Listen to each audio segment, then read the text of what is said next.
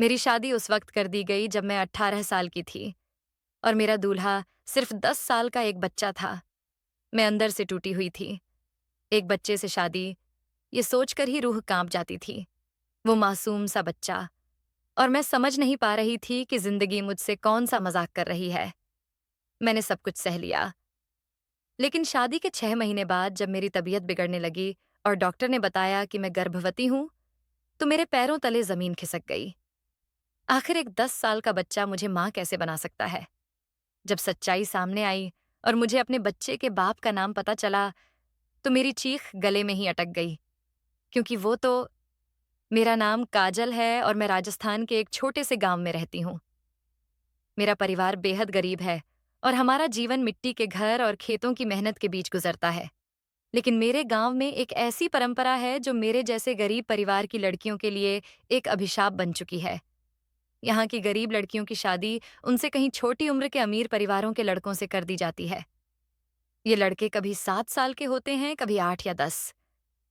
ऐसी शादी में न तो सुख होता है, न प्यार। एक बच्चा जो खुद अपनी दुनिया में खोया हो, एक जवान लड़की को कैसे समझ सकता है? कैसे उसका साथ दे सकता है? हर लड़की अपने होने वाले पति की कल्पना करती है। एक ऐसा इंसान जो उसे प्यार दे, उसकी देखभाल करे, जो उसका सहारा बने। लेकिन मेरे गांव में ये सपने सिर्फ सपने ही रह जाते हैं। अमीर परिवार अपनी ताकत और पैसे के बल पर गरीब लड़कियों की जिंदगी को कुचल देते हैं। उनके माँ बाप को मोटी रकम मिलती है और इसके बदले में उनकी बेटियों के अरमान दफन हो जाते हैं। मेरी कई सहेलियों का यही हाल हुआ। उनकी शादी छोटे छोटे बच्चों से कर दी गई और उनकी आंखों में बुझी हुई उदासी मैंने साफ देखी। मैं ऐसा नहीं चाहती थी।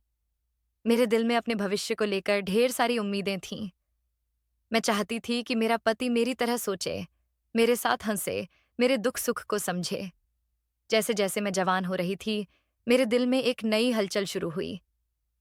मेरे गांव का एक नौजवान जिसका नाम सूरज था, मेरे दिल को छू गया।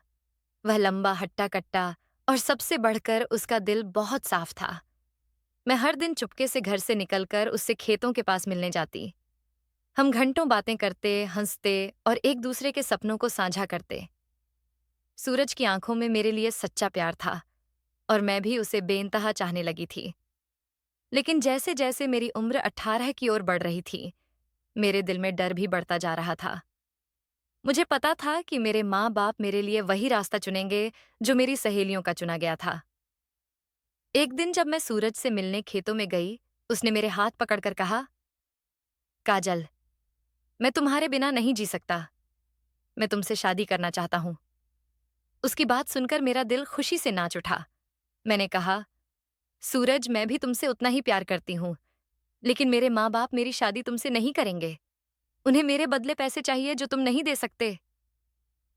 सूरज ने मेरी आंखों में देखा और बोला, काजल, अगर तुम मेरे साथ हो तो मैं दुनिया की हर मुश्किल से लड़ सकता हूँ, लेकिन मेरे पास उन अमीरों जितना पैसा नहीं है। बताओ, तुम मेरे बिना रह पाओगी? मैंने कहा, नहीं सूरज, मैं तुम्हारे बिना एक पल भी नहीं जी सकती। मैं किसी बच्चे से शादी नहीं कर सकती। उसने गहरी सांस ली और बोला, तो ठीक है, हम इस गांव को छोड़कर चले जाएंगे। हम अपनी दुनिया बनाएंगे जहां कोई हमें जुदा नहीं कर सकता। उसकी बात सुनकर मेरे मन में एक नई उम्मीद जगी। मैंने कहा, ठीक है सूरज, तुम जल्दी से कुछ पैसे का इंतजाम करो और हम 2-4 दिन में यहां से भाग जाएंगे। उस दिन जब मैं घर लौटी, मेरा दिल खुशी से भरा था। मैं सोच रही थी कि मेरी जिंदगी मेरी सहेलियों की तरह नहीं होगी। मैं रात भर जागती रही, सूरज के साथ अपनी नई जिंदगी की कल्पना करती रही। उसकी बाहों में होने का ख्याल मेरे चेहरे पर शर्म और मुस्कान ला देता था। लेकिन अगले दिन मेरी दुनिया अचानक बदल गई। मैंने देखा कि मेरे घर पर कुछ लोग आए थे। जब वे चले गए तो मेरी माँ बहुत खुश थीं। उन्होंने मुझसे कहा, काजल, हमने तेरा रिश्ता पक्का कर दिया है। अगले हफ्ते तेरी शादी है। अब से तू घर से बाहर नहीं निकलेगी। जो घूमना फिरना है अपने ससुराल में जाकर करना। उनकी बात सुनकर मेरे पैरों तले जमीन खिसक गई। मेरे दिल में घबराहट होने लगी। मैंने माँ से कहा, माँ, मैं अभी शादी नहीं करना चाहती। प्लीज ऐसा मत करो। तभी मेरे बापू ने मेरी बात सुन ली। वे गुस्से में चिल्लाए, 18 साल की हो गई है, अब और कितना बोझ बनकर रहेगी? तुझे पता है तेरे बदले हमें कितने पैसे मिल रहे हैं? अब चुपचाप शादी कर और अपने ससुराल चली जा। मेरी आंखों में आंसू आ गए। मुझे कुछ समझ नहीं आ रहा था। मैं सूरज से मिलना चाहती थी, उसे सब बताना चाहती थी। शाम को जब माँ गांव की औरतों के साथ बातों में मशगूल थीं, मैं चुपके से घर से निकल गई। खेतों में सूरज मेरा इंतजार कर रहा था। मैंने उसे सब कुछ बताया। मेरी बात सुनकर वह भी घबरा गया। उसने कहा, काजल, इतने कम वक्त में मैं इतने पैसे का इंतजाम कैसे करूं? हमें भागने के लिए कुछ तो चाहिए।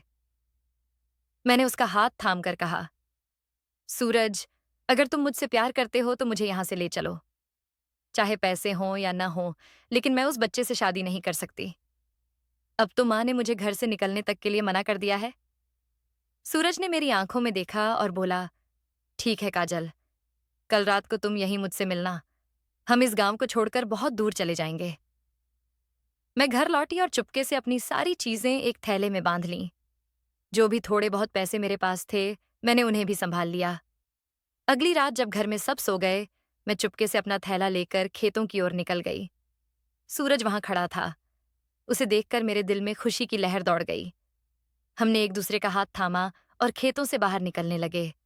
लेकिन तभी अचानक मेरे बापू और कुछ लोग वहां आ गए। न जाने कैसे उन्हें हमारे भागने की खबर लग गई। उन्होंने सूरज को घेर लिया और उसकी बेरहमी से पिटाई शुरू कर दी। मैं चीख रही थी, रो रही थी, उनके सामने गिड़गिड़ा रही थी। मैंने बापू के पैर पकड़ लिया और कहा, प्लीज, सूरज को छोड़ दो। मैं जो तुम कहोगे वो करूंगी, लेकिन उसे मत मारो। लेकिन वे नहीं रुके। सूरज की चीखें मेरे दिल को चीर रही थीं। मैंने फिर से गिड़गिड़ाते हुए कहा, बापू, मैं वादा करती हूं जहां तुम कहोगे मैं चुपचाप शादी कर लूंगी। बस सूरज को छोड़ दो। जब मैंने बापू से सूरज को छोड़ने की गुहार लगाई, तभी उन्होंने अपने साथियों को रोक दिया। उनकी आंखों में गुस्सा और चेतावनी थी। वे बोले, काजल, ये याद रख, अगर तूने हमारी बात न मानी तो इस लड़के का हाल ऐसा होगा कि ये खेत ही इसकी आखिरी जगह बन जाएंगे। उनकी बात सुनकर मेरा दिल बुरी तरह कांप उठा। मैं डर के मारे सूरज को वहीं छोड़कर बापू के साथ घर लौट आई। मेरे पास अब कोई रास्ता नहीं था। शादी का दिन जल्दी ही आ गया। मैं पूरी तरह टूट चुकी थी। सूरज की जान मेरे हाथ में थी और मैं कोई जोखिम नहीं ले सकती थी। जब मैं मंडप में बैठी थी तो मेरी नजर मेरे दूल्हे पर पड़ी। वह सिर्फ 9 साल का बच्चा था जिसका नाम था गोपाल। वह रंग बिरंगे कपड़ों में सजा हुआ था और उसके चेहरे पर मासूम मुस्कान थी। उसे लग रहा था कि यह सब कोई उत्सव है। नए कपड़े, ढेर सारा खाना और चारों तरफ हंसी खुशी। लेकिन मेरे लिए ये पल मेरे सपनों का अंत था। मेरे दिल में कोई उमंग नहीं बची थी। मेरे माँ बाप को इस शादी के बदले मोटी रकम मिली थी और उनके चेहरों पर संतुष्टि साफ दिख रही थी। शाम को मेरी विदाई हुई। मैं अपने ससुराल पहुंची, जहां मेरी सास, ससुर और जेठ जेठानी मेरा इंतजार कर रहे थे। रात को जब सुहागरात का समय आया, मेरी सास गोपाल को कमरे में लाईं। उन्होंने उससे कहा, देख गोपाल, ये तेरी पत्नी है। ये बहुत सुंदर है और अब से ये तेरा हर काम करेगी। तू इसका मालिक है। गोपाल ने मासूमियत से सिर हिलाया। फिर सास ने मुझसे सख्त लहजे में कहा, कान खोलकर सुन, मेरे बेटे को कोई तकलीफ नहीं होनी चाहिए। तुझे उसकी हर जरूरत का ख्याल रखना है और उसे हमेशा खुश रखना है। मैंने चुपचाप टूटे मन से हाँ में सिर हिलाया। सास बाहर चली गई। गोपाल मेरे पास आकर बैठ गया। उसने देखा कि मेरी आंखों में आंसू थे। उसने अपनी छोटी सी उंगलियों से मेरे आंसू पोंछे और अपनी भोली आवाज में कहा, तुम रो क्यों रही हो? क्या तुम्हारा कोई खिलौना खो गया? मुझे उससे कोई लगाव नहीं था, लेकिन उसकी मासूमियत ने मेरे दिल को छू लिया। मैंने धीरे से कहा, हाँ, मेरा कुछ बहुत कीमती खो गया है। वह हंसने लगा और बोला, कोई बात नहीं, मैं तुम्हें नया खिलौना ला दूंगा। तुम दूध पियोगी? मैंने मना कर दिया। फिर उसने पूछा, तुम्हारा नाम क्या है? मैंने कहा, काजल। उसने मुस्कुराते हुए कहा, मेरा नाम गोपाल है। तुम बिल्कुल उदास मत होना। मैं तुम्हारा पति हूं और मैं तुम्हारा पूरा ख्याल रखूंगा। उसकी मासूम बातों ने मेरे मन को थोड़ा हल्का किया। उस रात वह मेरे पास ही चिपक कर सो गया। मैं सारी रात जागती रही और खुद को समझाती रही कि यही मेरी नियति है। गोपाल मेरा पति है, भले ही वह एक बच्चा है। मैंने ठान लिया कि मैं उसे अपना पति मानूंगी और उसकी सेवा करूंगी। दिन बीतने लगे। ससुराल में सारा काम मेरे जिम्मे था। कुएं से पानी लाना, गाय भैंसों की देखभाल करना, घर की सफाई, खाना बनाना, सब कुछ मुझे करना पड़ता था। घर के मर्द खेतों में काम करते थे। हर रात घर में दूध पीना जरूरी था, ये उनका नियम था। गोपाल स्कूल जाता था और घर में उसका हर कोई बहुत लाड करता था, लेकिन मेरे साथ कोई भी अच्छे से बात नहीं करता था। मेरी सास तो हर वक्त मुझे ताने मारती थी। एक दिन जब मैं कुएं पर पानी भरने गई तो वहां सूरज मुझसे मिलने आ गया। उसे देखकर मेरे दिल में हलचल मच गई। वह बोला, काजल, मैं तुम्हें लेने आया हूं, मेरे साथ चल, हम अपनी जिंदगी शुरू करेंगे। मैंने उसे मना कर दिया। मैंने कहा, सूरज, अब मैं किसी और की पत्नी हूं, तुम मुझे भूल जाओ और अपनी जिंदगी बनाओ। वह गुस्से में बोला, क्या बकवास कर रही हो? वो बच्चा तेरा पति कैसे हो सकता है? मैंने कहा, वो जो भी है, मेरी किस्मत यही है। अगर किसी को पता चला कि तुम मुझसे मिलने आए तो वो तुम्हारी जान ले लेंगे। सूरज ने कहा, क्या तुम मुझसे प्यार नहीं करती? मैंने आंसुओं के साथ कहा, अगर मैं तुमसे प्यार न करती तो क्या आज भी तुम्हारी फिक्र करती? तभी कुछ औरतें कुएं की ओर आने लगीं। मैं जल्दी से मटका उठाकर घर की ओर चल दी। इसके बाद हर दिन जब मैं पानी भरने जाती, सूरज वहां मुझसे मिलने आ जाता। मेरे दिल में उसके लिए प्यार अभी भी था, लेकिन मैं हिम्मत नहीं जुटा पा रही थी। मेरा मन उसकी ओर खिंचता था और मेरे दिल में उसका प्यार और गहरा होता जा रहा था। एक दिन जब मैं पानी का घड़ा लेकर घर लौट रही थी, अचानक मुझे चक्कर आया और मैं आंगन में गिर पड़ी। जब होश आया तो मेरी सास, जेठानी और एक दाई मेरे पास बैठी थीं। दाई ने मेरी सास से कहा, मुबारक हो, आप दादी बनने वाली हैं। आपकी बहू गर्भवती है। ये सुनकर मेरे और सास के चेहरे का रंग उड़ गया। हम सब जानते थे कि एक 9 साल का बच्चा ऐसा नहीं कर सकता। दाई के जाने के बाद सास ने मुझ पर इल्जाम लगाने शुरू कर दिए। मैं रो रो कर अपनी बेगुनाही साबित करने की कोशिश करती रही, लेकिन उन्होंने मेरी एक न सुनी। तभी मेरे जेठ ने घर में कदम रखा। उनकी आंखों में गुस्सा और नफरत थी। वे चिल्लाए, ये तो हमारे खानदान पर कलंक है। मैंने इसे कई बार चुपके से अपने प्रेमी से खेतों में मिलते देखा है। इस बच्चे का बाप वही होगा। मैंने रोते हुए कहा, नहीं, ऐसा कुछ नहीं है। मैंने कोई गलत काम नहीं किया। मुझे खुद नहीं पता कि यह बच्चा मेरे पेट में कैसे आया। तभी मेरे ससुर भी वहां आ गए। सास ने उनके सामने मेरी सारी इज्जत तार तार कर दी। उन्होंने मुझे थप्पड़ मारा और कहा, तूने हमारे बेटे को धोखा दिया। तेरा प्रेमी ही इस पाप का जिम्मेदार है। ससुर ने गुस्से में फैसला सुना दिया, आज से तू इस घर से बाहर कदम नहीं रखेगी।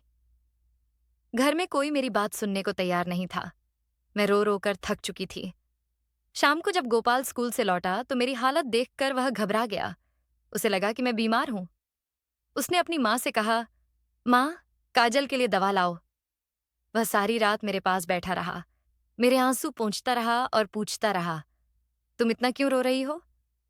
मैं उस मासूम बच्चे को अपना दुख कैसे समझाती? फिर भी वह मेरे लिए ससुराल में सबसे करीबी था।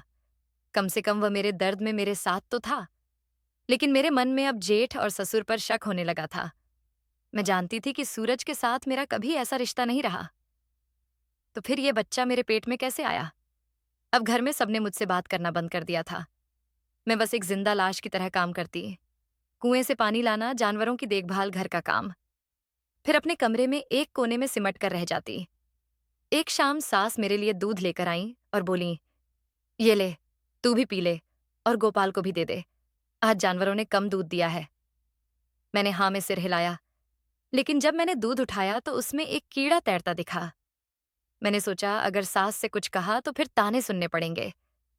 इसलिए मैंने चुपके से दूध खिड़की से बाहर फेंक दिया और चुपचाप सो गई। आधी रात को मुझे लगा कि कोई मेरे कमरे में आया। मेरे दिल में डर की लहर दौड़ गई। मैंने आंखें बंद रखीं, लेकिन जानना चाहती थी कि आखिर ये कौन है। उसने गोपाल को धीरे से मेरे पास से उठाकर नीचे चटाई पर लिटा दिया। फिर वह मेरी चारपाई पर लेट गया और मेरे कपड़े हटाने लगा। कमरे में घुप अंधेरा था, कुछ दिख नहीं रहा था। लेकिन जैसे ही उसने मुझे गलत तरीके से छुआ, मैं जोर से चीख पड़ी। मेरी चीख सुनकर वह हड़बड़ाकर भागने लगा। मैंने चादर लपेटी और उसके पीछे दौड़ी। बाहर चांदनी रात थी, लेकिन उसने अपना चेहरा कपड़े से ढक रखा था। मैंने उसे कसकर पकड़ लिया और नीचे गिरा दिया। तभी ससुराल वाले बाहर निकल आए। गोपाल भी जाग गया और घबराते हुए पूछने लगा, ये क्या हो रहा है? सास चिल्लाई, ये क्या तमाशा है? मैं रोते हुए बोली, मैं बार बार कह रही थी कि मेरे साथ कुछ गलत हुआ है। आज मैंने उस गुनहगार को पकड़ लिया। मेरे पेट में जो बच्चा है, ये उसी की करतूत है। मैंने उसका चेहरा देखने की कोशिश की। जैसे ही मैंने कपड़ा खींचा, सबके होश उड़ गए। वो कोई और नहीं, मेरे ससुर थे। सब सन्न रह गए। मैंने रोते हुए पूछा, आपने मेरे साथ ऐसा क्यों किया? वे बेशर्मी से बोले, तू इतनी सुंदर है, मैं खुद को रोक नहीं पाया।